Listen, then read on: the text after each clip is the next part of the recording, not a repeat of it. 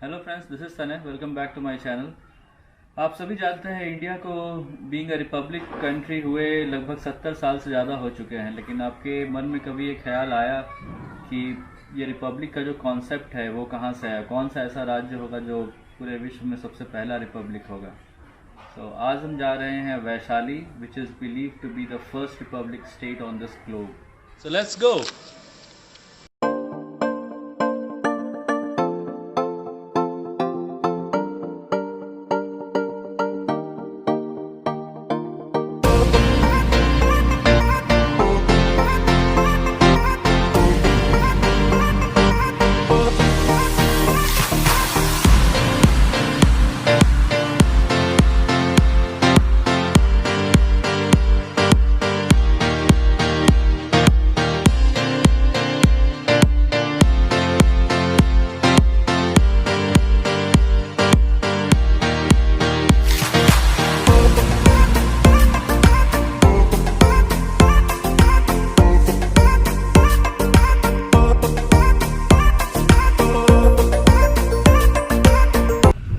Vaishali has taken its name from King Vishal of Mahabharat age. He is said to have constructed a fort here, which is now in ruins. Vaishali is also a great Buddhist pilgrimage and birthplace of Lord Mahavira, who was the founder of Jain religion.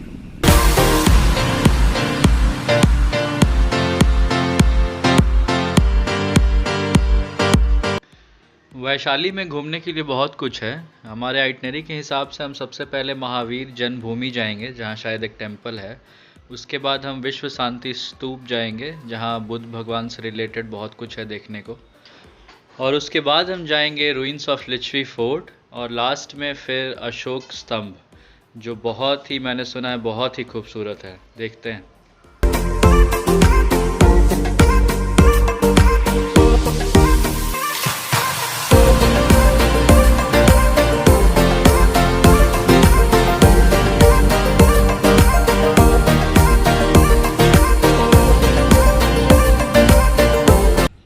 तो गाड़ी हमने कर दी है park. अभी हम मंदिर के campus के अंदर खड़े हैं। कुछ इस तरह का नज़ारा है। तो आइए आगे चलते हैं और देखते हैं मंदिर।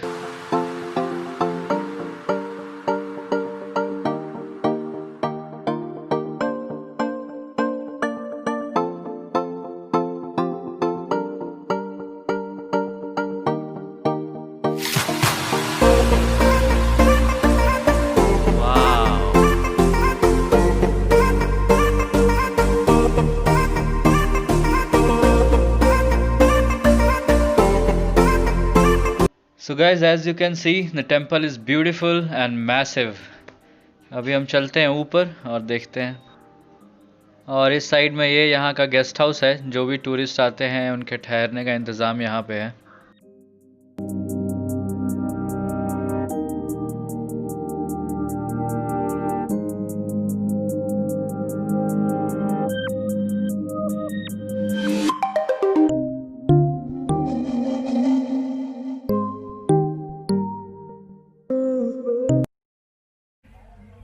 सो गाइस, यही वो जगह है जहाँ भगवान महावीर का जन्म हुआ था। अंदर कैमरा अलाउड नहीं था मंदिर में, इसलिए हम तो गए बट रिकॉर्डिंग नहीं कर पाए। उन्होंने मुझे ये बुक दिया है छोटा सा पढ़ने के लिए। आज यहाँ जैन धर्म के कई महाराज भी आए हुए हैं जो ऑफन निर्वस्त्र रहते हैं, तो उनके लिए भी कुछ अरेंजमेंट हो रहा है। और मंदिर में चतुर्मास होने के कारण और कोरोना के कारण उन्होंने कुछ क्लियर नहीं बताया, लेकिन मंदिर बाहरी लोगों के लिए बंद है। मेरी गाड़ी का नंबर उन्होंने देखा कर्नाटका का है, तो मुझे अलाउ कर दिया। कहा कि जनरली आम लोगों के लिए बंद है, बट अगर कोई बाहर से आ रहे हैं बहुत दूर से, तो उनके लिए हम अलाउ कर देते हैं। So I was lucky enough to get into this place, and this place is very calm and peaceful. I will show you little bit of it.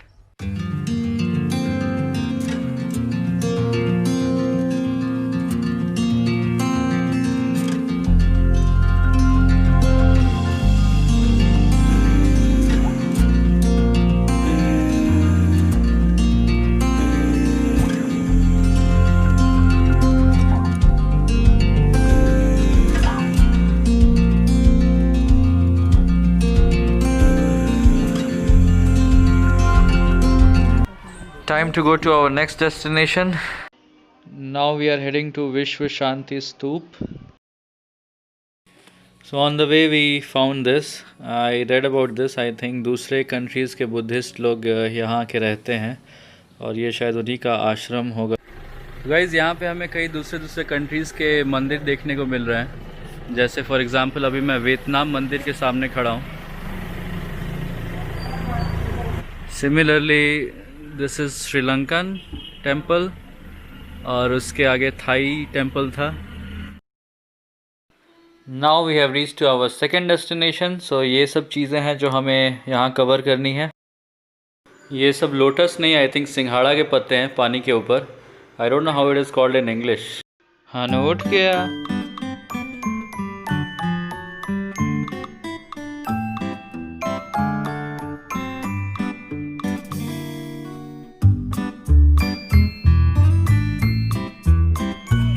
हनु, अरे हनु को तो नया टॉय मिल गया. हाय. ये हनु के सर पे क्या है? ये हनु क्या है?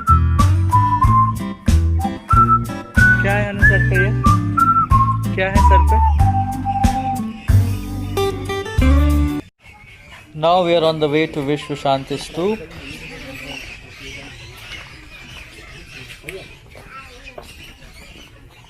ये क्या है? Japanese Buddhist temple.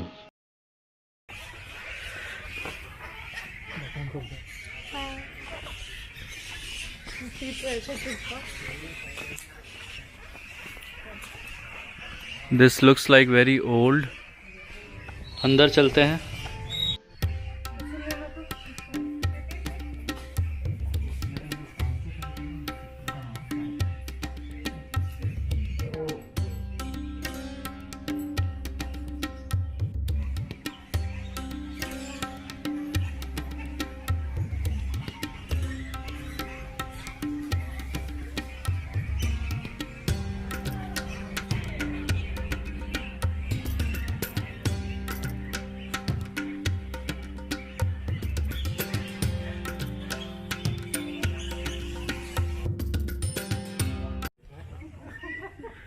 Wow, it's beautiful.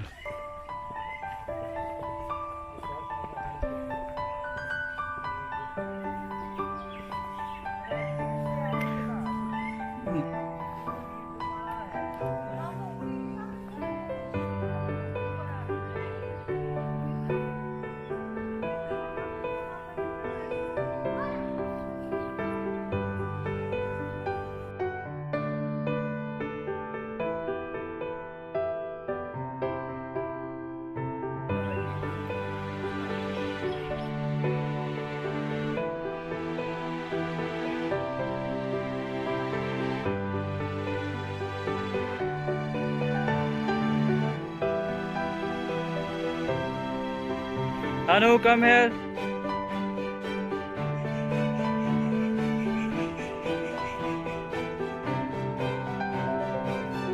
Hello, come here.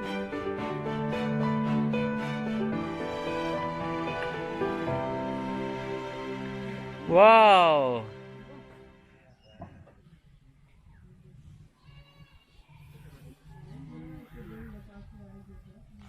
So here there are 4 statues of Buddha. All have different meanings. So I'll show you all the 4 statues. The first one is birth. Then comes enlightenment.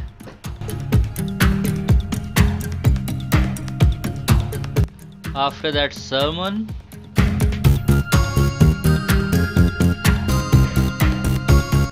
And the last one, nirvana.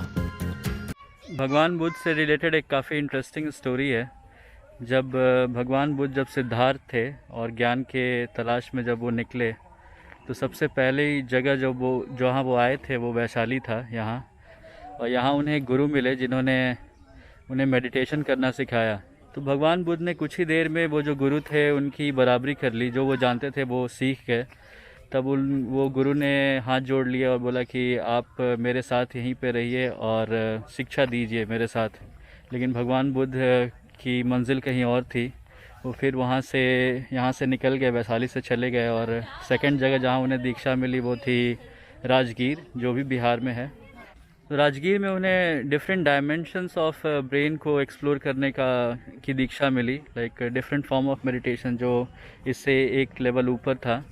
तो उसको सीखने के बाद ऐसे ही सीखते सीखते finally उन्हें बोध गया में इनलाइटमेंट हुआ। बोध गया जो कि बिहार में ही है। बिहार नाम का ओरिजिन ही बुद्धिज़्म से रिलेटेड है। जहाँ बहुत सारे बौद्ध भिक्षु रहते हैं उसे हम विहार कहते हैं, और बिहार में उस समय काफ़ी सारे बौद्ध भिक्षु रहते थे, तो इसीलिए बिहार से ही बिहार का नाम बिहार पड़ा। सो इस तरह से यू गेट टू नो कि सबसे पहली शिक्षा जो भगवान बुद्ध को मिली थी वो यहीं पे मिली थी। और एक और इंटरेस्टिंग फैक्ट है कि द लास्ट सर्मन, सबसे लास्ट धर्म प्रचार जो उन्होंने किया था वो भी यहीं से किया था। इस बीच में भगवान बुद्ध यहाँ बहुत बार आए थे, बट जो लास्ट धर्म प्रचार था उनका वो वैशाली में ही हुआ था। उसके बाद उन्होंने निर्वाणा ले लिया था। So that's why this place is of very high importance, especially when you talk about religions like Buddhism and Jainism.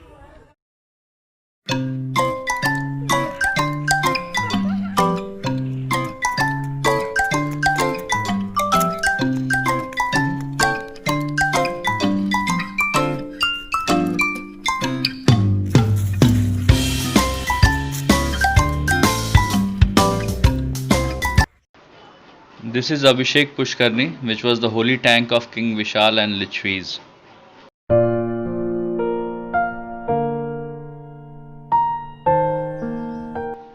We are now at the other side of Abhishek Pushkarni. वो सामने विश्व शांति स्तूप है। यहाँ से व्यू काफ़ी बढ़िया है। और ये सब जो पत्ते हैं, आई जस्ट गूगल, इसे इंग्लिश में वाटर चेस्टनट कहते हैं। मैंने बेंगलोर में तो शॉप्स वगैरह में नहीं देखा है इसे। So maybe this is very specific to this region. We came to the museum now. So you saw the scan code. Apparently there is nobody here. We only have to scan and pay because of the corona situation. तो यहाँ पे कोई है नहीं, और वो जो scan code है वो गूगल पे या पेटीएम वगैरह से नहीं चल रहा है। पता नहीं कोई स्पेसिफिक ऐप है, and I don't know about it. So चलते हैं, hard luck. We are now at Buddha relic स्तूप।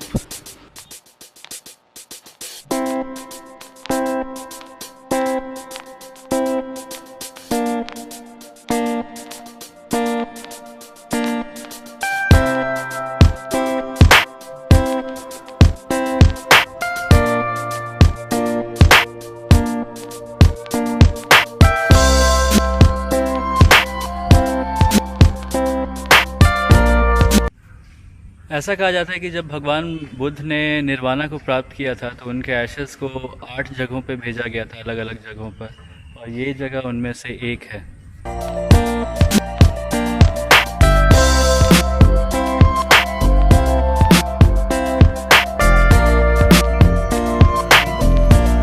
वाह, I saw this for the first time. इसमें अंगूठी दीजिएगा तो नाचने लगेगा sir.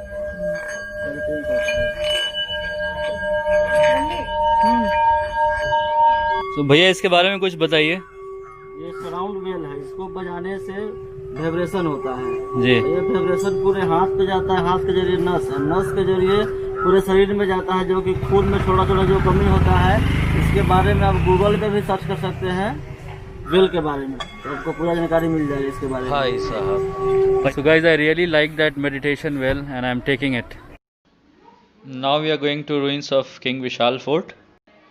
Like other forts, this is also surrounded by water bodies.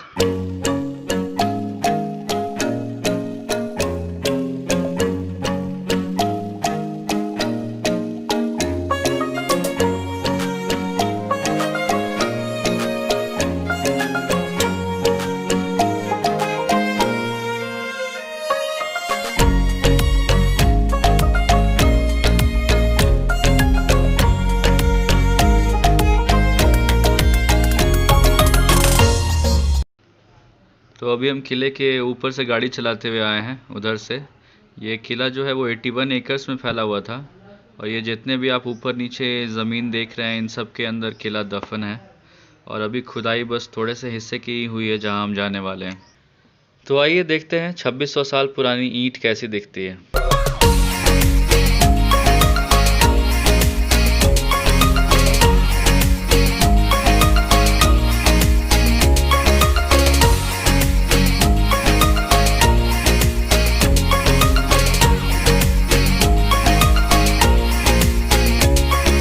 उस समय सीमेंट के बजाय चूना, गुड़, उड़द दाल वगैरह यूज होती थी।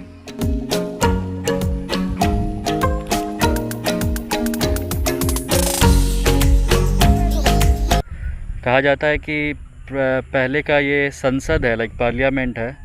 इस संसद में लगभग 7,777 सदस्य थे और इकट्ठा होकर सभी लोगों की समस्याओं को सुनते थे। और So this reminds us of the First World Republic.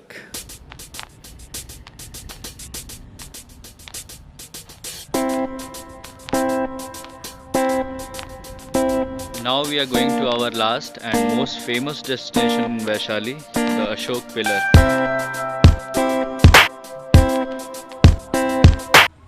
So we have reached here. There was an entry fee of 20 rupees each.